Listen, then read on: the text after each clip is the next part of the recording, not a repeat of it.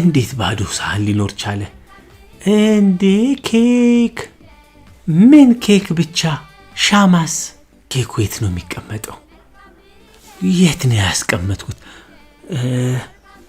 ወንበር ስር ይሆን እንዴ?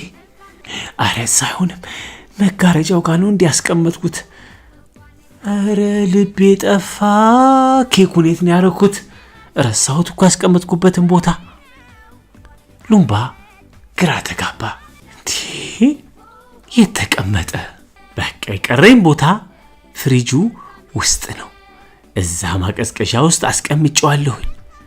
እስቲ ሄጄ ልየው። እንዴ እዚህ ውስጥ የለም እንዴ? አረ የት ነው ያደረኩት? የት ነው ያስቀመጥኩት? አረ ኬክ እዚህ ማገኘው መስሎኝ ነበር እኮ። ሉምባ ኬኩን አጥቶት ቀና ሲል ከፍሪጁ ላይ የተለጠፈውን የቀን መቁጠሪያ ካላንደር ተመልክቶ ደነገጠ።